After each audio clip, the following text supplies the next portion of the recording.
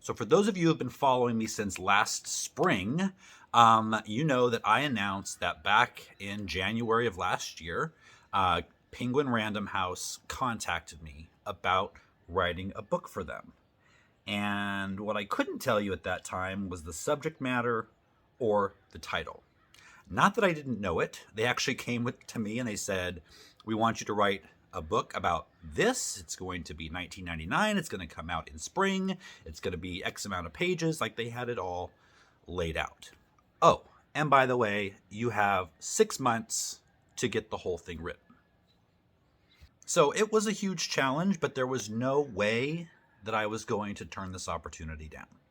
But I almost did turn it down. Not because of the fear of getting it done, but because of the subject matter that they wanted me to write on. You see, I did a video on this subject in 2020, and the video did really well. And I'm pretty sure that's why they contacted me to write on this subject specifically. So that brings me to the subject matter of the book. The book is going to be on companion planting. When they told me that, I could not have been more disappointed. 75% of what I had read on companion planting and tried in my own garden was nothing more than pixie dust and fairy tales. You know, the whole if you plant basil next to your tomatoes, it'll make your tomatoes taste better. That kind of thing. So I told my editor I don't think I can write an entire book on companion planting. There's just not enough evidence and scientific research behind these things. It's a lot of stuff that's passed down through generation, and some of it works and a lot of it doesn't. So my editor said we could do a hybrid book between organic gardening and companion planting. And so that kind of made me feel a little bit better that I could definitely write an entire book on both of those. Maybe like 75% organic gardening, 25% companion planting. So I began to dig in to research. And you guys, there is more companion planting research out there and studies and actually things that are being implemented on organic farms and on trials at universities. I was blown away. I literally fell down the rabbit hole for 2 months of research on all of this and was amazed and actually hoping that I could get more pages in the book because I was just not going to be able to, fit everything in. There are actual strategies, many backed by science, on how to take care of pests and disease in your garden, how to build the soil and actually work the soil using plants to bring in beneficial insects, to bring in pollinators, to ward off insects, things that actually work and have research. And this whole thing just began to fascinate me. And I was so excited that they asked me to do a book on companion planting. I had been trying a few things in my garden for the past couple of years before this, and they were working. And now I had the research to tell me why they were working. And this last year before we moved, I didn't have to use BT or neem oil, not once. So anyway, let me dive into the book and just give you a preview of what is going to be in the book. So here is the cover of the book. It's called Companion Planting for Beginners. The first couple of chapters go over organic gardening principles, how to start a new garden, getting it to thrive organically. And then in chapter 3, I have laid out visual, detailed planting diagrams so that you don't even have to think about it. Go to cool season, warm season, and just copy what I have there. Chapter 4 is all about soil, the foundation of the garden, how to build it organically, how to actually have it be worked, the ground worked.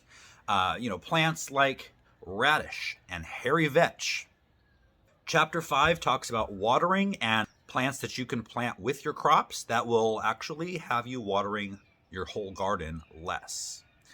Chapter 6 is all about pest and disease management, specific planting to confuse pests, specific beneficial insects that will take care of pests for you, trap crops to help control pests. And did you know that there are plants that help ward off disease? And in this chapter, I thought it was really important to have a reference section that actually showed pictures of pests and disease and the damage, so that you know what you're working with. Chapter 7 is actually how to attract the specific beneficial insects that you want for the crops that you're growing. Chapter 8 is about weed management. There are several different companion planting strategies that will keep down weeds, even strategies. There are plants that you can plant that keep weed seeds from germinating. Chapter 9 is a reference chapter, and I was absolutely adamant that this had to be in the book. An entire chapter with all of the vegetables that you want to grow and some fruits, so you can just look up tomatoes and you can see what to plant with tomatoes, companion planting, how to grow it, how to harvest it, and then what companion plants to put with it that actually help take care of the pests and disease that specific crop gets most often. So I can't wait for this book to come out for a couple of reasons. I mean, number one, it's just going to be a thrill to see it on the shelf at the bookstore. I can't wait to see what you guys think of it. The third reason, though, is that I need it for gardening.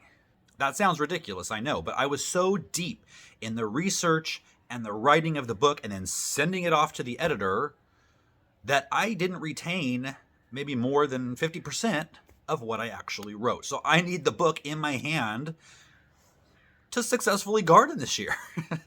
The book is being printed as we speak. It is available for pre-order on anywhere books are sold. It will be sold at wherever books are sold. Right now, I know pre-order is Walmart, Target, Barnes & Noble, online, of course, and Amazon, obviously.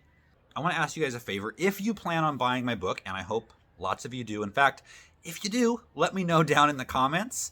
But if you could pre-order instead of waiting until it comes out, that would be great. Apparently pre-orders are really important in the book world.